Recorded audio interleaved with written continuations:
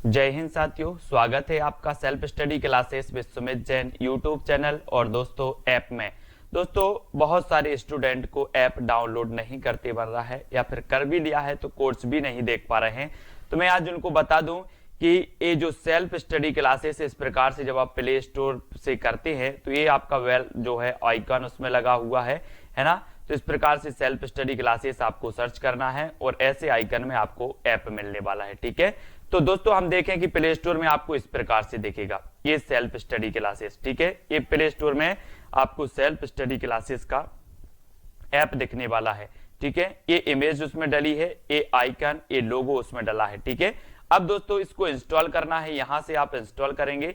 ठीक है, अब इंस्टॉल करेंगे तो वहां पर आपको नंबर मांगेगा, जीमेल नंबर मांगेगा, तो आपको ओटीपी आएगा, तो आप रजिस्टर करके आगे बढ़ेंगे। हिंदी की फनी ट्रिक लेकर के फिर से आ गए हैं। रोज 9:30 बजे आपकी फनी ट्रिक वीडियो होता है हिंदी साहित्य, है ना। हिंदी साहित्य को हम पढ़ते हैं, महत्वपूर्ण रचनाएं, महत्वपूर्ण प्रश्नों को ट्रिक के माध्यम से याद करने का प्रयास करते हैं। आप नेट एग्जाम की तैयारी कर रहे हैं, जेआरएफ, पीजीटी, टीजीटी या फिर किसी भी प्रदेश की टेट एग्जाम की तैयारी कर रहे हैं और उसमें हिंदी साहित्य पूछा जाता है, तो ये वीडियो दोस्तों आपके लिए है। चैनल को सब्सक्राइब जरूर करेंगे। आपको सिर्फ वीडियो देखना है, कुछ भी नहीं करना है। सारी की सारी जो जितने भी प्रश्न लेकर के आएंगे सारे के सारे याद हो जाएंगे। ठीक है, अब आपको दोस्तों 2 सेकंड दिए जाते हैं और प्रश्न का उत्तर बताना है कि श्री संप्रदाय की स्थापना किसने की थी। जी हाँ दोस्तों, 2 सेकंड में आप अपने उत्तर का चयन करें। जब तक मैं आपको बता देता हूं कि पुष्टि मार्ग के प्रवर्तक कौन थे, वल्लभाचार्य, है ना। सरहपा की एक रचना है दोहा कोश, ठीक है ना, सभी को पता है दोहा कोश है सरहपा की रचना। और आपका उत्तर हो जाता है श्री संप्रदाय की, क्या हो जाता है, रामानुजाचार्य, है ना, रामानुजाचार्य। और दोस्तों आपको पता होगा कि देश के कोने कोने में हम क्या बोलते हैं, श्री, फिर क्या लगाते हैं, राम, क्या करते हैं, श्री राम। तो श्री संप्रदाय के साथ हमने राम जोड़ दिया, तो श्री संप्रदाय के कौन होंगे, रामानुजाचार्य, श्री राम, है ना। तो रामानुजाचार्य, श्री संप्रदाय के रामानुजाचार्य। ठीक है, विशिष्ट अद्वैतवाद के रामानुजाचार्य। ठीक है, वैष्णव आचार्य थे, इन्होंने वैष्णव धर्म का क्या किया, प्रचार प्रसार किया रामानुजाचार्य ने। ठीक है, ये चीज याद रखनी है। दोस्तों आपको बताना है प्रबंध चिंतामणि के रचनाकार कौन है, प्रबंध चिंतामणि। तो 2 सेकंड में आप अपने उत्तर का चयन करेंगे और आपका बिल्कुल सही आंसर क्या हो जाएगा, मेरुतुंग, मेरुतुंग। प्रबंध चिंतामणि के रचनाकार कौन है, मेरुतुंग हैं। और दोस्तों आपको पता है कि हमारे देश में विभिन्न प्रकार के मेरु यानी पर्वत हैं, है ना, पर्वत शिखर है ना, हमने विभिन्न प्रकार के। तो हमें क्या करना है, पर्वत शिखरों का, मेरु का क्या करना है, प्रबंध करना है, मेरु का प्रबंध करना है। तो मेरु की हमें चिंता करनी पड़ेगी। जैसे हमारा लद्दाख का पठार है, लद्दाख के पठार में मेरु हैं और उनकी हमें चिंता करनी पड़ेगी, नहीं तो छीन लेंगे लोग, है ना। तो इसलिए मेरु की चिंता करना है हमें और उनका प्रबंध करना है। तो प्रबंध चिंतामणि के रचनाकार कौन होंगे, मेरुतुंग। ठीक है, याद रखेंगे। आ नंबर आपका बिल्कुल सही है। रोड़ा कवि की एक रचना है कौन सी, राउल बेल, राउल बेल है दोस्तों, शिलांकित कृति मानी जाती है, शिलांकित कृति। ठीक है, तो इसको याद रख लेना है, राउल बेल की, रोड़ा कवि की राउल बेल शिलांकित कृति मानी जाती है। ठीक है, अगला देखते हैं दोस्तों। अगला जो अपना प्रश्न है वो क्या है, उसको देखते हैं। पृथ्वीराज रासो की रचना विधान में सर्वाधिक विवादास्पद पक्ष कौन सा है।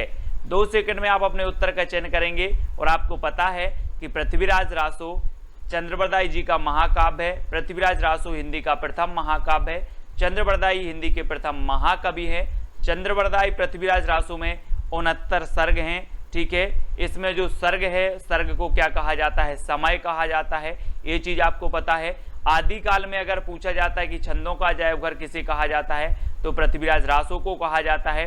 अब पृथ्वीराज रासो के जो है प्रमाणिक होने पर संदिग्ध है, विभिन्न लोगों ने, विभिन्न विद्वानों ने अलग अलग मत प्रकट किए हैं। यहाँ पर पूछा है कि सर्वाधिक विवादास्पद पक्ष कौन सा है, तो आपका सही उत्तर क्या हो जाएगा, इसकी ऐतिहासिकता। और आपको पता है दोस्तों कि पृथ्वी की ऐतिहासिकता पर भी विवाद है। कोई कहता है कि इस पृथ्वी के सृष्टिकर्ता विष्णु जी हैं, कोई कहता है, विज्ञान कहता है कि बिग बैंग सिद्धांत के द्वारा पृथ्वी एक क्या थी, आग का गोला थी, पिंड थी, उसके फटने से विभिन्न ग्रह बने, पृथ्वी का निर्माण हुआ। तो पृथ्वी की ऐतिहासिकता पर क्या है, विवाद है। तो पृथ्वीराज रासो की भी ऐतिहासिकता पर क्या होगा, विवाद होगा। एक क्वेश्चन कई बार पूछा गया है। तो पृथ्वीराज रासो की ऐतिहासिकता पर क्या है, विवादास्पद है, सर्वाधिक विवादास्पद ऐतिहासिकता है। अगला क्वेश्चन बताना दोस्तों, बीसलदेव रासो का काव्य रूप क्या है। सबसे पहले तो ये बात पता होनी चाहिए कि जो बीसलदेव रासो काव्य है वो किसका है, नरपति नाल का है। किसका है, नरपति नाल का है। ठीक है, अब इसके काव्य रूप क्या है, 2 सेकंड में आपको बताना है दोस्तों। तो आपको पता है ना दोस्तों कि यहां पर क्या आ रहा है, देव और 20। तो 20 देव, आपने पता होगा 20 देव के गीत गाते हैं। 20 देव बोले, हनुमान जी की भी पूजा कर लो, राम की भी कर लो, श्री कृष्ण भी की कर लो, है ना, मस्जिद में भी चले जाओ। 20 देवों की हम क्या करते हैं, पूजा करते हैं। करते कि नहीं करते, तो पूजा करते हैं और गीत गाते हैं, गीत गाते हैं। तो बीसलदेव रासो का जो काव्य रूप होगा वो क्या होगा, गीति काव्य, गीति काव्य। ठीक है, और बीसलदेव रासो के रचयिता कौन है, नरपति नाल। ठीक है, और बीसलदेव रासो जो है दोस्तों आपको पता है ये अजमेर के शासक के संबंधित है। ठीक है, अजमेर के शासक थे विग्रहराज, विग्रहराज इसके नायक हैं, ये भी याद रख लेना है। बीसलदेव राज के नायक कौन है अगर पूछा जाए तो विग्रहराज हैं, और ये श्रृंगारिक रचना मानी जाती है बीसलदेव रासो, ये चीज भी आपको याद रखनी है। ठीक है, अगला देखो, अपभ्रंश का भवभूति किसे कहा जाता है। अपभ्रंश का भवभूति बताना है। और दोस्तों आपने पता होगा यहाँ पर क्या रहा, भवभूति, भवभूति से नहीं लग रहा आपको कि भभूति, भभूति क्या करते हैं पंडा लोग, क्या करते हैं, अपनी भभूति अभूति लगाई मुंह में, है ना, सब जगह टीका ईका लगाया, भभूति लगाया और भगवान के पास पहुंच गए और पुष्प चढ़ाने, क्या चढ़ाने, पुष्प चढ़ाने। तो अपभ्रंश का भवभूति किसे कहा जाएगा, भभूति से भभूति लगा लो आप, तो किसे कहा जाएगा, पुष्पदंत को, क्योंकि हम भभूति अभूति लगाकर कहाँ पहुंचे, पुष्प चढ़ाने पहुंचे। तो पुष्पदंत, पुष्पदंत जी आपको पता होगा दोस्तों, ये अपने आप को क्या मानते थे, अभिमान मेरु मानते थे। इन्होंने अपने आप को अभिमान मेरु की उपाधि दी थी। इनका एक ग्रंथ है महापुराण, है ना, पुष्पदंत जी का, वो भी आपको याद रखना है। ठीक है, और अपभ्रंश के प्रथम कवि कौन है, स्वयंभू, ये अपभ्रंश के प्रथम महाकवि हैं, है ना। और स्वयंभू को हिंदी का प्रथम कवि किसने माना है, तो वो माना है किसने, राम कुमार वर्मा ने। ये चीज भी आपको याद रखनी है। ठीक है, राम कुमार वर्मा। और सरहपा के बारे में तो मैंने आपको बताया था कि सरहपा की जो रचना है एक कौन सी है, दोहा कोश है ना। सरहपा मैंने आपको कई बार बताया है कि आप कभी बोलोगे कि सर दोहा सुनाओ, सर दोहा सुनाओ, तो मैं वही वाला सुना दूंगा कि पोथी पढ़ पढ़ जग मुआ पंडित भया न कोई, 2.5 अक्षर प्रेम के पढ़े सो पंडित, वही वाला दोहा आता मुझे तो, है ना। तो सर दोहा सुनाओ, तो दोहा कोश सरहपा, सर से, है ना। और राम सिंह की कौन सी है, पाहोड़ दोहा, पाहोड़ दोहा। ठीक है, तो याद रखना है। अगला बताना, ध्यान मंजरी की रचयिता कौन है। दोस्तों ध्यान मंजरी के रचयिता बताना है, अग्रदास हैं, नावादास हैं, कुंभन दास हैं या फिर सूरदास हैं। तो आपका बिल्कुल सही आंसर क्या हो जाएगा दोस्तों, मैं बोल रहा हूं कि आप पढ़ाई कर रहे हो और आपका ध्यान अग्र कहीं नहीं जाना चाहिए, सिर्फ पढ़ाई पर जाना चाहिए, वीडियो पर जाना चाहिए। अग्र आपको, आपका ध्यान नहीं जाना चाहिए। तो ध्यान मंजरी के रचयिता कौन होंगे, क्योंकि ध्यान कहाँ नहीं जाना चाहिए, अग्र, तो अग्रदास। ठीक है, नावादास के गुरु कभी कभी पूछा जाता है तो अग्रदास। ठीक है, कुंभन दास के गुरु पूछे जाते हैं तो बल्लवाचार, सूरदास जी के गुरु पूछे जाते हैं तो बल्लवाचार, इनको याद रखेंगे। नावादास के गुरु अग्रदास। नावादास की एक रचना है कौन सी, भक्तमाल, कौन सी है, भक्तमाल, ये भी आपको याद रखनी है। ठीक है, आगे देखते हैं, हनुमान नाटक के रचयिता कौन है। दोस्तों मैंने एक चित्र आपको दिया है, हनुमान जी के दर्शन करें और फिर हनुमान नाटक के रचयिता बताएं कौन हो सकते हैं। मैंने ये चित्र क्यों दिया है, इसलिए दिया है कि हनुमान जी अपना सीना हृदय फाड़ कर दिखा रहे, हृदय फाड़ कर दिखा रहे हैं और बोले कि मेरे हृदय में देख लो सीता और राम विराजमान रहते हैं, मेरे हृदय को फाड़ कर देख लो सीता और राम विराजमान रहते हैं। तो हनुमान नाटक के रचयिता कौन होंगे, हृदय राम, क्योंकि हनुमान के हृदय में कौन होते हैं, राम होते हैं, हृदय राम। तो आ नंबर आपका बिल्कुल सही हो जाएगा। अब कभी भी आपसे पूछा जाएगा हनुमान नाटक रचयिता कौन है, तो हनुमान की बात आई है, बोले हृदय राम, हनुमान तो हृदय में राम को रखते हैं। ठीक है, तो आ नंबर आपका बिल्कुल सही हो जाएगा। अगला बताना है दोस्तों बरबे रामायण की रचयिता कौन है। बरबे रामायण 4 विकल्प हैं, 4 में से चयन करना, 2 सेकंड आपको दिए जाते हैं। और एक चीज बताना दोस्तों कि जब तुलसीदास ने रामायण लिखी, तुलसीदास ने रामायण लिखी, रामचरितमानस लिखी, तो एक चीज बताना कि रामायण पर आधारित इन्होंने रामचरितमानस लिखी, लेकिन इन्होंने बार बार नहीं पढ़ी होगी क्या इसको। हम कोई भी चीज 5 लाइन लिख देते हैं, 5 लाइन अगर कोई अच्छी सी पंक्तियां लिख दी, कविता लिख दी, तो हम बार बार पढ़ते रहते उसी को। तो तुलसीदास ने इतना बड़ा महाकाव्य लिखा, ये बार बार नहीं पढ़ेंगे, पढ़ेंगे ना बार बार, तो बार बार पढ़ी तो बरबे रामायण, बरबे से बार बार, बरबे रामायण के रचयिता कौन होंगे, बोले तुलसीदास होंगे, क्योंकि इन्होंने क्या की, रामचरितमानस की रचयिता इन्होंने रचना की, रामायण की रचना की, है ना, तो इन्होंने बार बार पढ़ी, इसलिए बरबे रामायण। याद रखना तुलसीदास जी राम काव्य धारा की पता है आपको, श्रेष्ठ कवि माने जाते हैं, है ना, जानकी मंगल, है ना, बरबे रामायण और भी बहुत सारी इनकी रचनाएं हैं, रामचरितमानस, ठीक है, विनय पत्रिका, कृष्ण गीतावली, ये सारी की सारी रचनाएं याद करना है तुलसीदास जी की। ट्रिक से मैं आपको याद करवाएंगे एक बात, है ना।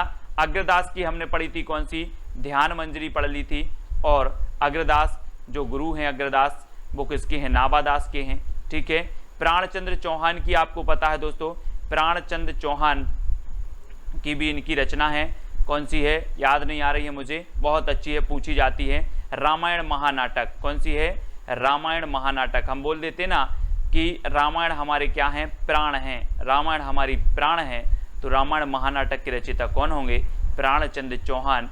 और पुष्पदंत के बारे में तो आपको बता दिया है दोस्तों कि इन्हें भवभूति कहा जाता है, अपभ्रंश का भवभूति पुष्पदंत को, है ना। महापुराण इनका एक काव्य है, रचना है महापुराण। ठीक है, और पुष्पदंत जो हैं बहुत ही इन्होंने अपने आप को क्या कहा था, अभिमान मेरु कहा था। तो ये चीज़ भी आपको याद करनी है। और बरबे बार बार रामायण किसने पढ़ी थी, तुलसीदास ने, तो बरबे रामायण के तुलसीदास हो जाएंगे। ठीक है, हंस जवाहर की रचयिता बचाना है दोस्तों, हंस जवाहर। यहाँ पर जवाहर हीरा जवाहरात रखे हैं यहाँ पर, और आप कहीं गए हो काम करने और यहाँ से आपके जो हंस जवाहर क्या हो गए, गोल हो गए, जवाहर गोल हो गए। आपने पूछा कि जवाहर कहाँ गए, तो बोले हंस जवाहर खा गया, हंस जवाहर खा गया। क्यों खा गया हमें विश्वास नहीं है, बोले कसम से हंस जवाहर खाए गया। तो कसम से तो कासिम शाह है, हंस क्या खा गया, जवाहर खा गया। तो कासिम शाह की हंस जवाहर, है ना। नूर मोहम्मद की अनुराग बांसुरी, है ना। शेख नबी की ज्ञानदीप, उस्मान की चित्रावली, आपको रचनाएं याद करना है। ठीक है, याद करवा देंगे। सीतायन की रचनाकार कौन है दोस्तों, सीतायन। अब यहाँ पर आया है सीता, और 2 सेकंड आपको बताना है, और ये भी बता देना है कि सीता जी किसकी प्रिया थी, किसकी थी, राम की प्रिया थी, और उनकी शरण में रहती थी। बोले हमें आपकी शरण मिल जाए, इससे अच्छा और कुछ नहीं हो सकता मेरे लिए। तो सीतायन किसकी रचना होगी, राम प्रिया, राम की प्रिया कौन थी, सीतायन, है ना, सीता जी थी। तो इसलिए सीतायन राम प्रिया शरणदास, राम प्रिया शरणदास की रचना है सीतायन, कभी नहीं भूलोगे अब आप, है ना। इस प्रकार से याद करना है ना। तो बताना है दोस्तों, भक्ति आंदोलन को ईसाइत की देन किसने कहा है। ईसाइत आप समझते हो, ईस बोल दो आप, तो इसको ईस बोल दो कि ईस की देन, ईस मतलब ईश्वर की देन है, वो तो भक्ति। तो आप लोग बोलते हैं, आपने कई लोगों के मुंह से सुनी होगी कि हम तो ईश्वर के क्या हैं, संतान हैं, हम तो ईश्वर के सन हैं, हम तो ईश्वर के पुत्र हैं, है ना। तो आपको जो भक्ति मिलेगी वो कहाँ से मिलेगी, ईश्वर से ही मिलेगी कि नहीं मिलेगी, मिलेगी। जब आप ईश्वर के सन हो तो भक्ति भी आपको ईश्वर से ही मिलेगी। तो भक्ति आंदोलन को ईसाइत की देन किसने माना है, ईस ने ही देन, ईस ने ही दिया है। तो कौन मानेंगे, उनके सन मानेंगे, है ना, किसके, ईश्वर के सन। ईश्वर के सन ने भक्ति आंदोलन को ईस की देन मानी है। ठीक है, तो सन यानी गिरियर्सन, याद रख लेना है सभी लोग। और आपको पता है कि जनता की चित्तवृत्तियों की निराशा की भावना से रामचंद्र शुक्ल ने माना है। हजारी प्रसाद द्विवेदी ने क्या माना कि ये तो स्वाभाविक होना ही था, है ना। और मुस्लिम आक्रमण भी ना हुए होते। रामचंद्र शुक्ल ने कहा था कि मुस्लिम आक्रमण के कारण जनता की चित्तवृत्ति से भक्ति आंदोलन का उदय हुआ, है ना। हजारी प्रसाद द्विवेदी ने इसका स्वाभाविक माना है कि ये तो स्वाभाविक रूप से इसका उदय होना ही था। इस प्रकार से आपको याद रखना है। अगला बताना दोस्तों, भक्ति काल को स्वर्ण युग किसने कहा है? स्वर्ण काल, यहाँ पर स्वर्ण काल और स्वर्ण युग आपको देखना है दोस्तों, ठीक है। स्वर्ण काल किसने कहा है? तो आपका राइट आंसर क्या हो जाएगा? काल की बात जब आती है काल की, तो आपको याद रख लेना है कि ग्रियर्सन, है ना। गैरों का स्वर्ण हमें कैसा लगता है? काल की तरह लगता है। गैरों का स्वर्ण हमें काल की तरह लगता है और खुद का स्वर्ण हमें सुंदर लगता है ना। खुद का स्वर्ण हमें स्वर्ण युग लगने लगता है, सुंदर लगने लगता है, लेकिन गैरों का स्वर्ण हमें काल की तरह लगता है। तो याद रखना है इधर से दोस्तों, स्वर्ण काल कहा ग्रियर्सन ने। और अगर आपसे कभी पूछा जाए कि स्वर्ण युग किसने कहा, तो स्वर्ण युग किसने कहा? स्वर्ण युग श्याम सुंदर दास ने कहा, क्योंकि जो स्वर्ण युग है वो सुंदर होगा। काल होगा जो, तो काल की तरह देखेंगे गैरों के स्वर्ण को, ठीक है। हजारी प्रसाद द्विवेदी ने भक्ति काल को लोक जागरण कहा। क्या कहा? लोक जागरण। इसको भी आपको याद रखना है। और दोस्तों रामचंद्र शुक्ल ने क्या कहा? तो इन्होंने भक्ति काल कहा, ठीक है। ये चीज आपसे कभी पूछी जाती है, याद रखना। स्वर्ण काल ग्रियर्सन ने, स्वर्ण युग श्याम सुंदर दास ने, है ना। लोक जागरण काल हजारी प्रसाद द्विवेदी ने और भक्ति काल रामचंद्र शुक्ल ने। तो ये सारी जानकारी आपको याद रखनी है। और कभी आपसे पूछा जाए स्वर्ण युग किसने कहा और ऑप्शन में श्याम सुंदर ना हो तो ग्रियर्सन लगा देना, ठीक है, याद रखना। अगला बताना दोस्तों, आलवार शब्द का अर्थ क्या होता है? आपको पता है कि आलवार भक्तों की संख्या कितनी मानी गई? 12। हमने कैसे याद किया था? यहाँ पर दिया है 12, यहाँ पर क्या दिया? 12, तो 12 से 12। आलवार भक्तों की संख्या कितनी है? 12, ठीक है। अब आलवार शब्द का अर्थ बताना है दोस्तों, क्या होता है। आप लोग के लिए मैं एक छोटी सी हिंट दे रहा हूं कि आप जितनी बार भी आलवार ट्रिकी वीडियो देखते हो और आप क्या हो जाते हो? मग्न हो जाते हो। आप आलवार ट्रिकी वीडियो देखते हो और मग्न हो जाते हो, तो आलवार शब्द का अर्थ क्या होता है? मग्न होना, है ना। बोले सर मैं तो आलवार आपका ट्रिकी वीडियो देखता हूं और मग्न हो जाता हूं, है ना। तो मग्न होना आलवार का अर्थ होता है। और आलवार भक्तों की संख्या थी 12। डॉक्टर हजारी प्रसाद द्विवेदी ने सूफी काव्यधारा की प्रथम रचना किसे माना है? सूफी काव्यधारा की, बहुत ही बढ़िया प्रश्न है दोस्तों, यहाँ से आपके बहुत सारे प्रश्न कवर होने वाले हैं। अब आपको बताना है कि हजारी प्रसाद द्विवेदी ने बताना है। तो 4 विकल्प हैं, 2 सेकंड में आप अपने उत्तर का चयन करेंगे। तो एक क्रम से दिया है बिल्कुल दोस्तों, है ना। हजारी प्रसाद द्विवेदी ने जो माना है वो ईश्वर दास कृत सत्यवती कथा। किसे माना है? ईश्वर दास कृत सत्यवती कथा। और मैंने आपको याद करवाया था कि ईश्वर की कथा सत्य होती है और इस कथा को हम एक बार नहीं, कितने बार पढ़ेंगे? 1000 बार पढ़ेंगे। कितने बार पढ़ेंगे? 1000 बार पढ़ेंगे। तो हजारी प्रसाद द्विवेदी सूफी काव्यधारा की प्रथम रचना किसे मानेंगे? किसे मानेंगे? ईश्वर दास कृत सत्यवती कथा को, क्योंकि ईश्वर की कथा सत्य होती है और इस सत्य कथा को हम 1000 बार पढ़ेंगे, ठीक है, 1000 बार पढ़ेंगे। तो इसको याद रखेंगे।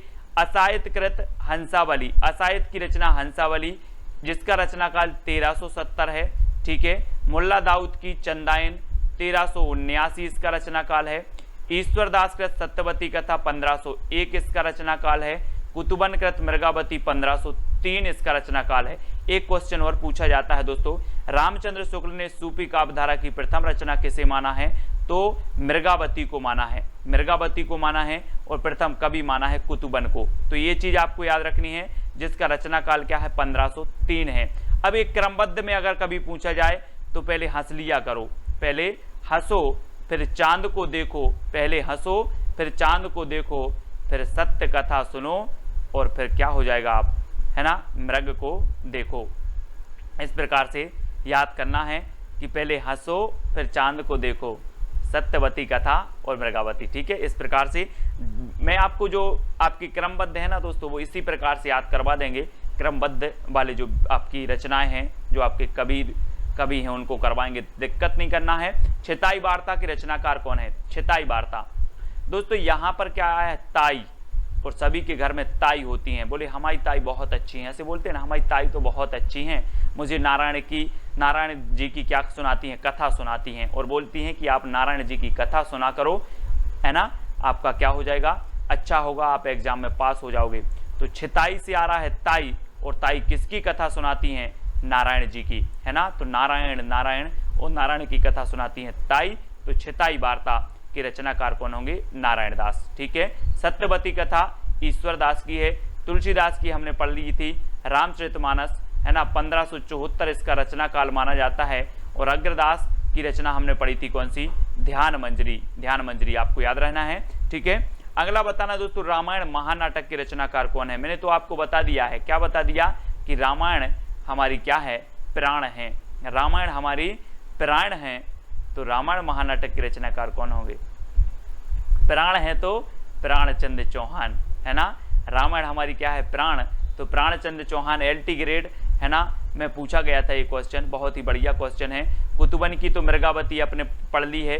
तुलसीदास की अपन रामचरितमानस, है ना, वर्वे रामायण, रामाज्ञा प्रश्न और कृष्ण गीतावली, ये सारी रचनाएं तुलसीदास जी की हैं। गोकुलदास की बात करें तो 252 वैष्णव की वार्ता और 84 वैष्णव की वार्ता, ये गोकुलदास की रचनाएं हैं, है ना, इनको भी आपको याद रखना है।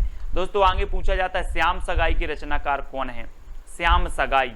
और दोस्तों जल्दी से बताना है, श्याम जी के जो बाबा थे वो कौन थे, नंद बाबा। आप लोग बोलते नंद बाबा, और नंद बाबा ने बोला कि श्याम अब क्या हो गए, बड़े हो गए हैं, अब इनकी क्या कर दी जाए, सगाई कर दी जाए। किसने सोचा, नंद बाबा ने। तो नंद बाबा ने श्याम की सगाई किसने की, नंद बाबा ने। तो नंददास, श्याम सगाई के रचनाकार कौन होंगे, नंददास। नंददास की दोस्तों क्या है, भंवर गीत भी है, भंवर गीत है ना, और रूप मंजरी है, अनेकार्थ मंजरी भी इन्हीं की है। ठीक है, बहुत सारी है नंददास की रचनाएं, मैं आपको बहुत अच्छे से समझाऊंगा, ट्रिक से कभी नहीं भूलोगे आप। तो श्याम सगाई तो याद हो गई होगी कि नंद ने सोचा अब श्याम की सगाई कर दी जाए। ठीक है। मलिक मोहम्मद जायसी सूफी काव्यधारा के प्रथम महाकवि माने जाते हैं दोस्तों, और इनकी जो महाकाव्य है वो कौन सा है, पद्मावत है। हजारी प्रसाद द्विवेदी की अगर बात करें तो हजारी प्रसाद द्विवेदी बहुत ही श्रेष्ठ, है ना, साहित्यकार हुए हैं। हिंदी साहित्य की भूमिका, हिंदी साहित्य का आदिकाल, हिंदी साहित्य का उद्भव और विकास, ये सभी हजारी प्रसाद द्विवेदी जी के ग्रंथ हैं। रामचंद्र शुक्ल जी का हिंदी साहित्य का इतिहास है ना, इनको तो याद करेंगे ही। तुलसीदास को काली काल का जो वाल्मीकि कहा है वो किसने कहा है, वाल्मीकि बताना है दोस्तों, काली काल का वाल्मीकि किसने कहा है, जल्दी बताओ, काली काल का वाल्मीकि किसने कहा है। तो आपको पता है दोस्तों कि हम बोलते हैं काल आ गया, क्या आ गया, काल आ गया। तो काल कहाँ से आता है, धरती में से कि नभ से। आप देखते हो कि हे भगवान काल आ जाता मुझे तो उठा लेता, है ना। तो काल कहाँ से आएगा, नभ से आएगा। तो कली काल का वाल्मीकि किसे कहा जाएगा, किसने कहा है, तो नावादास ने। नभ से आएगा काल, है ना। तो कली काल का वाल्मीकि नावादास ने कहा है, किसे, तुलसीदास को। ठीक है, याद करना है। अगला देख लेते हैं दोस्तों, तुलसीदास को चलता फिरता तुलसी तरु किसने कहा है, तुलसी तरु। और तुलसी तरु की बात हो रही है दोस्तों, पौधे की बात हो रही है ना, और इसलिए इन्हें तुलसी तरु कहा गया कि तुलसी इतना पवित्र पौधा माना जाता है। और आपको पता है कि 24 घंटे आपको ऑक्सीजन प्रदान करता है, दिन रात ऑक्सीजन प्रदान करता है तुलसी और पीपल के वृक्ष, है ना, बहुत ही पवित्र माना जाता है। और तुलसी के जैसी सरस्वती थी किसमें, तुलसीदास में। तुलसी तरु और तुलसीदास इस प्रकार से, तो ये मधुसूदन ने कहा है। ठीक है, किसने, मधुसूदन ने। और मधु मतलब होता है भौरा, तो भौरा किसके पास जाएगा, तरु के पास तो जाएगा, है ना। तो मधु तरु के पास जाएगा, इसलिए मधुसूदन सरस्वती ने तुलसीदास को चलता फिरता तुलसी तरु कहा। बहुत ही बढ़िया प्रश्न है, कई बार पूछा गया है। अगला बताना, भक्तमाल के टीकाकार कौन माने जाते हैं। भक्तमाल के टीकाकार प्रियादास हैं, अग्रदास हैं, हेमचंद्र या फिर देवसेन हैं। तो आपको बताना है दोस्तों, भक्तमाल रचना है किसकी, नाभादास की। लेकिन भक्तमाल के कौन बताना है, टीकाकार बताना है। और मैं आपको हिंट दे रहा हूं कि जो भक्त देते हैं, भक्त होते हैं, वो भगवान के प्रिय होते कि नहीं होते, जल्दी बताओ। भक्त भगवान के प्रिय होते हैं, इसलिए भक्तमाल के टीकाकार कौन होंगे, प्रियादास। कौन होंगे, प्रियादास होंगे। तो आ नंबर आपको याद रख लेना, क्योंकि भक्त भगवान के प्रिय होते हैं। तो प्रियादास, ठीक है। अग्रदास की तो हमने पढ़ी ही थी कि अग्रदास की ध्यान मंदिरी। हेमचंद्र अपभ्रंश के व्याकरणाचार्य हैं। देवसेन दोस्तों हिंदी की प्रथम रचना है इनकी कौन सी, श्राप का चार, ठीक है। श्राप का चार 933 ईस्वी जिसका रचना काल है, तो इसको भी आपको याद रखना है, ठीक है। अब दोस्तों आपको एक चैलेंज प्रश्न दिया जाता है कि विनय पत्रिका की भाषा क्या है। आपको कमेंट में इसका उत्तर बताना है, विनय पत्रिका की भाषा क्या है, अवधी, भोजपुरी, ब्रज या फिर मैथिली। तो इसकी भाषा आपको बताना है कमेंट में। सभी लोग, जितने भी लोग देख रहे हैं, सभी को इसका उत्तर बताना है, ठीक है। सभी लोग बताएंगे। और आपका जो पिछला चैलेंज प्रश्न था, चित्रलेखा किसकी रचना है, तो चित्रलेखा किसकी है, भगवती चरण वर्मा की। हमने कैसे इसको याद किया था कि हमें जो हम पुस्तक पढ़ते हैं, जो हम रजिस्टर में पढ़ते हैं, जो नोट्स पढ़ते हैं, सबसे पहले पृष्ठ पर हमें चित्र बनाना है किसका, भगवती का। भगवती का बनाओगे तो आपका कल्याण जरूर होगा। इस प्रकार से हमने दोस्तों हिंदी साहित्य की निरंतर रोज अपनी क्लास चलती है सुबह 9:30 पर, है ना, जिसमें हम टर्की वे में समझते हैं। शाम को रात्रि 9 बजे भी आपका टेस्ट होता है ना, विस्तृत अध्ययन करते हैं, टेस्ट होते हैं। तो हिंदी साहित्य की 2 क्लासें आपकी चलती है, सुबह 9:30 बजे और रात्रि 9 बजे, ठीक है। तो इन जरूर देखें इनको। हिंदी व्याकरण की आपकी 8 बजे क्लास होती है, तो उसको देखें। वीडियो को लाइक करें। जो भी अभी टेलीग्राम ग्रुप से नहीं जुड़े वो टेलीग्राम से जुड़ जाएं। टेलीग्राम से जुड़ने के लिए आपको सर्च करना है टेलीग्राम पर IAS स्टडी ट्रैक और ज्वाइन हो जाना है, ठीक है। और दोस्तों व्हाट्सअप ग्रुप है अपना 9098609291। ये व्हाट्सअप नंबर है। ये व्हाट्सअप ग्रुप में आप जुड़ सकते हैं। इस पर मैसेज करेंगे तो व्हाट्सअप ग्रुप की आपको लिंक मिल जाएगी, तो आप व्हाट्सअप ग्रुप से जुड़ सकते हो। इंस्टाग्राम में आपको सर्च करना है self study classes Sumit Jain, ठीक है। और फेसबुक पे आपको सुमित जैन सर्च करना है और वीडियो को लाइक करके शेयर अवश्य करना है। वीडियो कैसा लगा कमेंट के माध्यम से अवश्य बताना है और शेयर जरूर करना है। लाइक तो सभी लोग करेंगे। जय हिंद। दोस्तों बहुत सारे स्टूडेंट को ऐप डाउनलोड नहीं करते बन रहा है, या फिर कर भी लिया है तो कोर्स भी नहीं देख पा रहे हैं। तो मैं आज उनको बता दूं कि ये जो सेल्फ स्टडी क्लासेस इस प्रकार से जब आप प्ले स्टोर से करते हैं तो ये आपका जो है आइकन उसमें लगा हुआ है ना। तो इस प्रकार से सेल्फ स्टडी क्लासेस आपको सर्च करना है और ऐसे आइकन में आपको ऐप मिलने वाला है, ठीक है। तो दोस्तों हम देखें कि प्ले स्टोर में आपको इस प्रकार से दिखेगा ये सेल्फ स्टडी क्लासेस, ठीक है। ये प्ले स्टोर में आपको सेल्फ स्टडी क्लासेस का ऐप दिखने वाला है, ठीक है। ये इमेज उसमें डली है, ये आइकन, ये लोगो उसमें डला है, ठीक है। अब दोस्तों इसको इंस्टॉल करना है, यहां से आप इंस्टॉल करेंगे, ठीक है। अब इंस्टॉल करेंगे तो वहां पर आपको नंबर मांगेगा, जीमेल नंबर मांगेगा, तो आपको OTP आएगा, तो आप रजिस्टर करके आगे बढ़ेंगे।